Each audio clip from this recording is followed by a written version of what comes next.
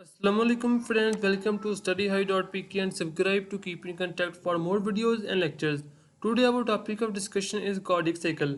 इसमें सबसे पहले हम देखेंगे व्हाट इज कार्डियक साइकिल, इसमें कौन से बेसिक इवेंट हैं, क्या हो रहा है, क्या होता है, कौन कौन सी चीज़ें इन्वॉल्व हैं, फिर इसके बारे में इंपॉर्टेंट पॉइंट्स जो कि आपको पता होना चाहिए और MCQs की प्रैक्टिस करेंगे।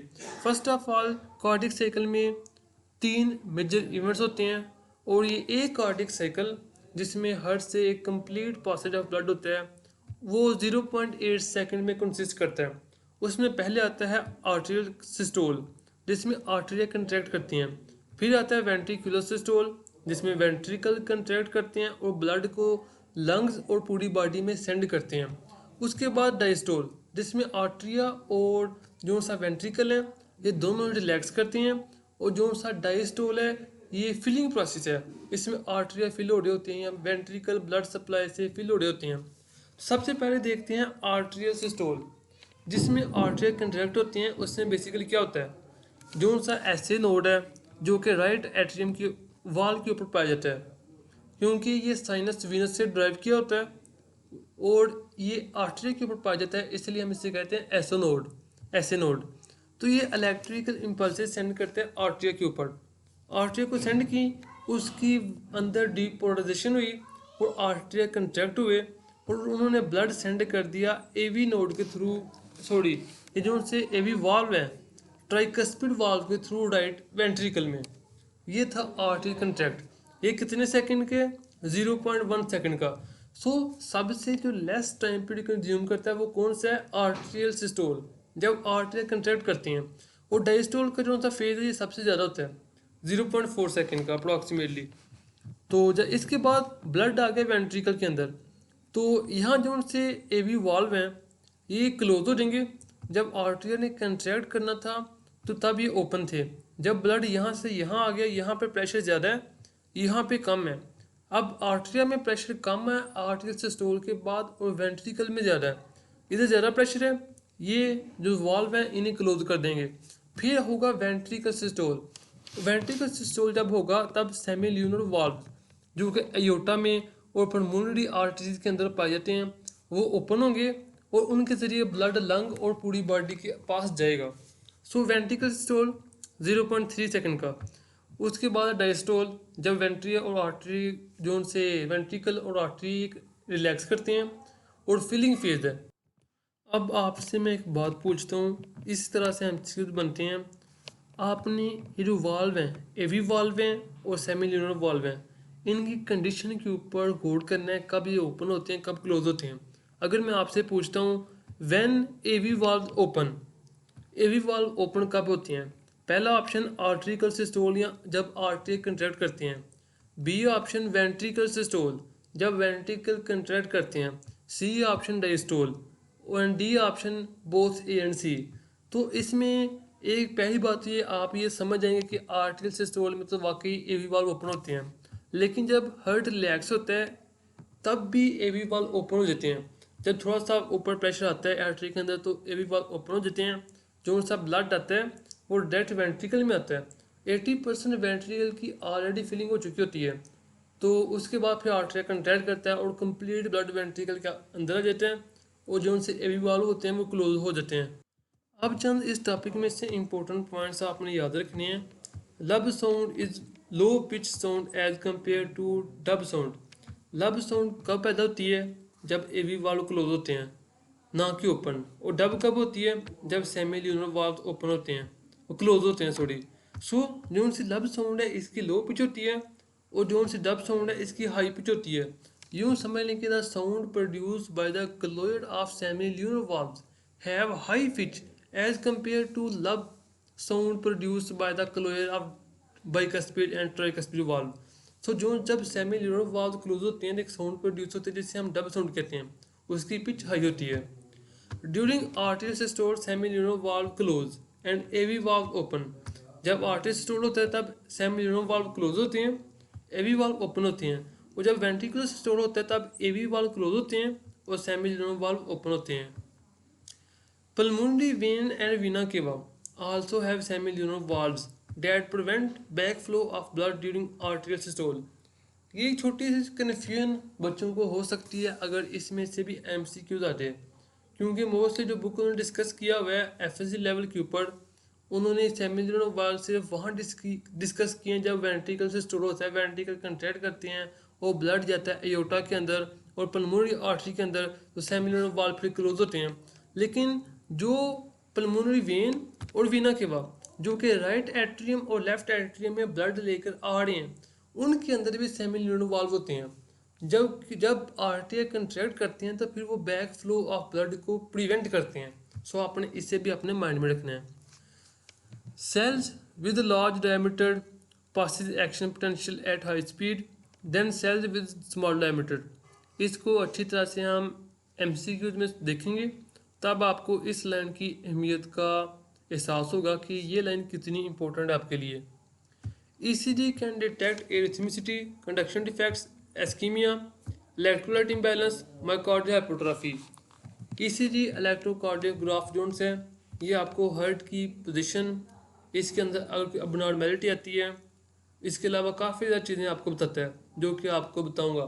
एरिथमिसिटी इसका भी पता चल जाता है। कंडक्शन डिफेक्ट्स, अगर इम्पल्सिस अच्छी तरह से एक आर्टरी से वेंट्रिकल की तरफ नहीं जा पा रही, कंडक्शन डिफेक्ट्स आ रहे हैं, तो इसे भी हम इलेक्ट्रोकार्डियोग्राफ से देख सकते हैं। एस्कीमिया, जब ऑक्सीजन का थोड़ा सा हमारे पास लो ऑक्सीजन लेवल होता है तब हमें एस्कीमिया या फिर इनफ्रैक्शन होती है, ये भी ECG डिटरमाइन करती है। तो इलेक्ट्रोलाइट इम्बैलेंस, ज़ाहिर बात है जब हम साल्ट की चेंजिंग आती है, हार्ट बीट इंक्रीज डिक्रीज होती है, तो इन चीज़ों को भी इलेक्ट्रोकार्डियोग्राफ हमें बता देता है। माइकार्डियल हाइपरट्रॉफी, अगर माइकार्डियम जो सी हार्ट है ये लार्ज इन साइज हो जाता है, तो ये चंद चीज़ें जो कि ECG हमें बताती है, और बेशुमार ऐसी चीज़ें जो कि ECG से पता नहीं चल पाती। तो जो ECG से आपको पता चलता है उनका आपको पता होना चाहिए। अब ये देखें, ये एक इलेक्ट्रोकार्डियोग्राफ है, इसमें PQRS एंड T वेव है। अब P वेव रिप्रेजेंट करती है आर्टियल सिस्टोल, ये इलेक्ट्रिक रिप्रोडक्शन होती है P वेव, ये जब आर्टियल कंट्रैक्ट करते हैं उस चीज़ को रिप्रेजेंट करती है। QRS रिप्रेजेंट करता है वेंट्रिकल सिस्टोल को, जब वेंट्रिकल कंट्रैक्ट करते हैं, और T वेव ये रिप्रोडक्शन है, ये फिलिंग फेज को ज़ाहिर करता है। अब देखें, अगर इधर P वेव ना हो, इसका क्या मतलब है? इसका मतलब आर्टरीज, जो आर्टरी है वो अच्छी तरह से कंट्रैक्ट नहीं कर पा रहे। अगर बहुत ज़्यादा हो तो फिर आप क्या करेंगे कि जो उनसे इलेक्ट्रोलाइट है, आर्टरी को कंट्रैक्ट, जो करंट है वो ज़रूरत से ज़्यादा जा रहा है। इस तरह से आप ECG को इंटरप्रेट करते हैं। अब P और Q के दरमियान ये डिस्टेंस है, ये स्ट्रेट लाइन क्या शो करती है? ये शो करती है कि जो उनसे इम्पल्सिस हैं वो आर्टरिया से वेंट्रिकल तक पहुंचने में थोड़ा सा टाइम लेते हैं, जिसकी वजह से थोड़ा सा डिले आता है। और इस टाइम के होने की वजह से आर्टरिया पहले कंट्रैक्ट करते हैं, उसके बाद वेंट्रिकल करते हैं। दोनों एक साथ नहीं करते। दोनों एक साथ क्यों नहीं करते? क्योंकि दरमियान में थोड़ा सा गैप आ जाता है। ये गैप कैसे आता है, इसकी भी 2-3 वजूहत हैं, वो भी आपसे डिस्कस करते हैं। और QRS और T, अब हम चंद MCQ सॉल्व करते हैं, उसके साथ साथ चंद इंपॉर्टेंट पॉइंट आपको क्लियर हो जाएंगे MCQ से। जो पॉइंट पीछे रह गए हैं वो भी आपको MCQs के बाद क्लियर हो जाएंगे। Which of the following is incorrect about Purkinje fibers? Purkinje fibers have large diameter, large myofibrils, numerous gap junctions, action potential move rapidly than other cardiac fibers। सबसे पहले अगर किसी को Purkinje fibers का नहीं पता तो उसको इसके बारे में इन्फॉर्म करता हूँ। ये है आपका हार्ट, इसके अंदर ये ऐसे नोड है, तो ये 3 फाइबर्स के ज़रिए ये आप नज़र आ रहे हैं आपको, ये जाता है AV नोड के पास, आर्ट्रियोवेंट्रिकल नोड। इधर से ये बंडल देता है मजीद, जो कि बंडल ऑफ फेस से अटैच होती हैं। ये बॉटम से जो उनसे ब्रांचेस निकलती हैं, इन्हें हम कहते हैं Purkinje फाइबर्स, जो कि वेंट्रिकल सिस्टोल में अहम किरदार अदा करती हैं। सो आपको Purkinje फाइबर्स का पता चल गया। ये AV नोड से वेंट्रिकल मायोकार्डियम, जो सा वेंट्रिकल की सेकंड लेयर है मिड वाली मायोकार्डियम, तो उस तक इम्पल्सिस को ले जाने में काफ़ी हेल्पफुल होता है।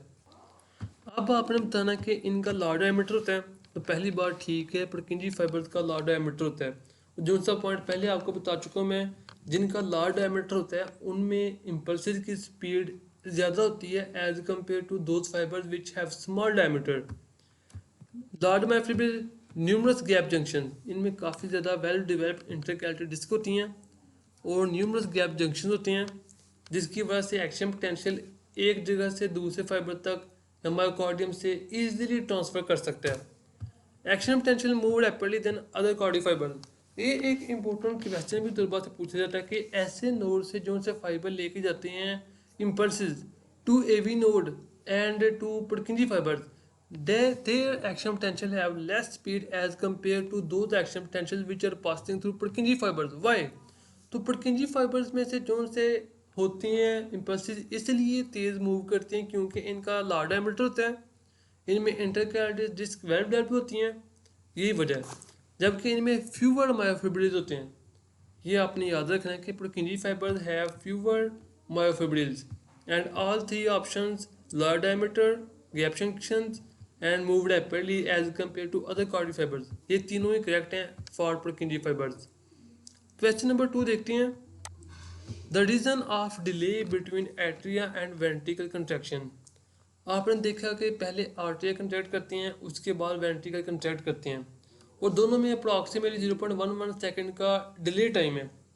0.15 है शायद या 1 है, आपने कन्फर्म कर लेना अपनी बुक से। ये डिले क्यों है, इसकी रीज़न करेक्ट कौन सी है? पहला option atria and ventricle separated by connective tissue. B option wave carrying cells have small diameter. C option wave carrying cells have large diameter. और D option both hand B. तो जैसा कि मैंने अभी आपको बताया कि जिन सेल्स का डायमीटर लार्ज होता है वो ज़्यादा जल्दी कंडक्ट करते हैं, जिनका स्मॉल होता है वो लेट कंडक्ट करते हैं।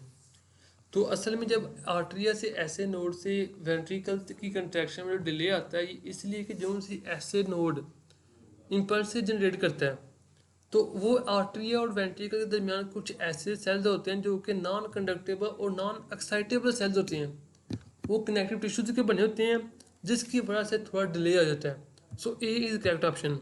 दूसरा, वो जो उनसे सेल्स होते हैं उनका स्मॉल डायमीटर होता है। यही वजह है कि इनकी इम्पोर्टेंस ये है कि इनकी वजह से आर्टरिया पहले कंट्रैक्ट करते हैं और वेंट्रिकल थोड़ा सा लेट करते हैं, जो कि हमारे लिए हेल्पफुल है।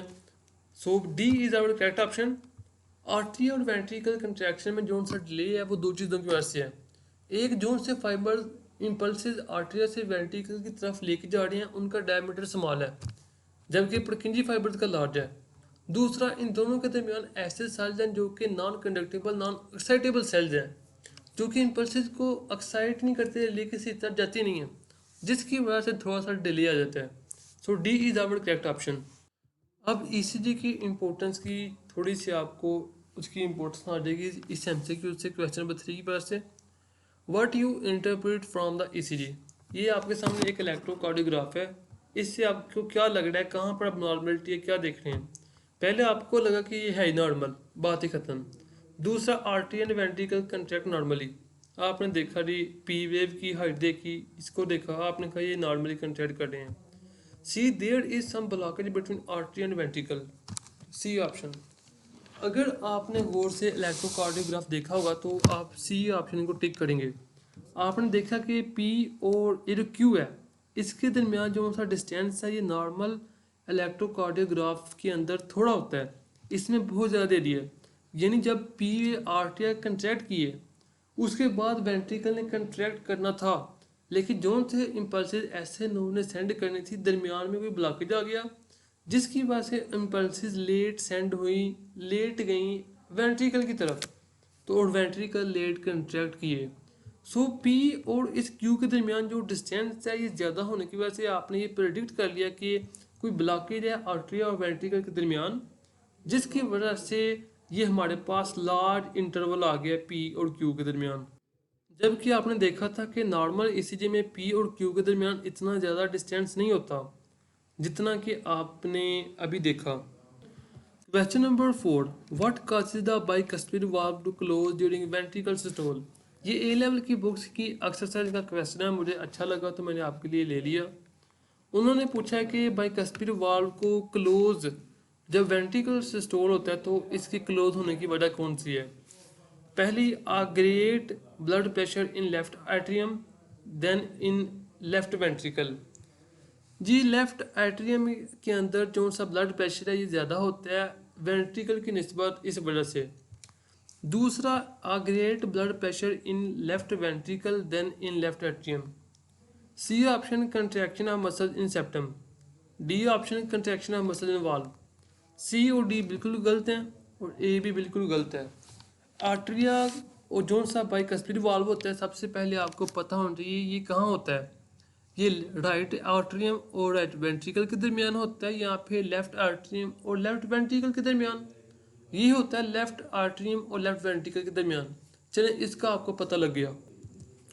दूसरा, अगर आर्टरिया का ब्लड प्रेशर ज़्यादा हो लेफ्ट आर्टरियम के अंदर तो एवी वाल्व ओपन होती है ना कि क्लोज। जब वेंट्रिकल के अंदर प्रेशर ज़्यादा होता है और आर्टरियम के अंदर कम होते हैं तब एवी वाल्व क्लोज होते हैं। So B is our correct option.